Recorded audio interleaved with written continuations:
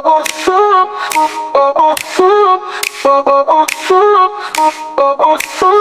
si Maps Mix Vlog.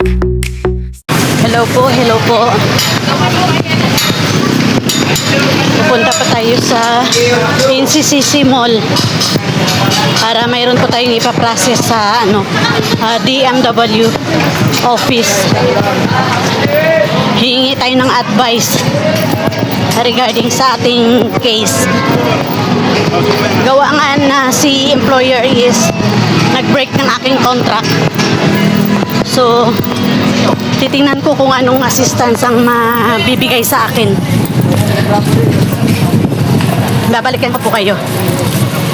So, nandito na po ako ngayon. Nandito na po ako ngayon sa loob ng NCCC Mall. So, pupunta tayo ng 3rd floor. Yes, 3rd floor po kasi nandoon yung mga office ng DMW. Tsaka sa 2nd floor, andito yung opisina nila ng Pag-ibig. Yan. Pasensya na kayo sa buhok ni Maps. Ay nagtatayuan na. Okay. May bitbit pa akong bag ko. Dito kasi ako matutulog kina tita. Kasi mahirap na pag yung pabalik-balik ba. Maigi kung mura ang pamasahe, tsaka maigi kung malapit lang, napakalayo po nito. Davao del Norte pa kami.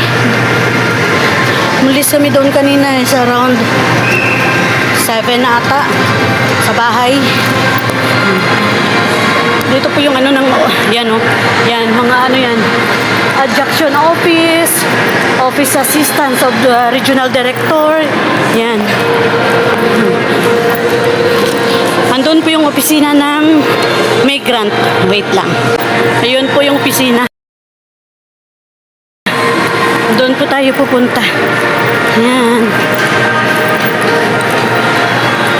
Medyo maingay kasi alam nyo na nasa loob tayo ng mall. Mayroong mga naglalaro na mga bata dito. Ay. Yan.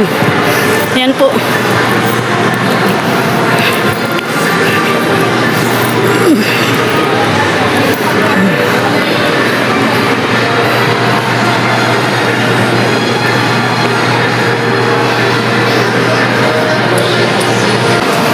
Hindi na po tayo sa loob ng opisina.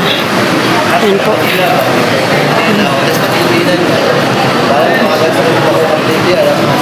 Legal assistance. Yan. Yan. Dito po tayo ngayon sa Department of Migrant Worker. Dito tayo sa opisina sa Davao. Magtatanong tayo dito ng ating mga concern regarding sa ating situation, former situation natin regarding sa ating work. Kung ano yung mabibigay nilang assist sa atin. Babalikan ko po kayo.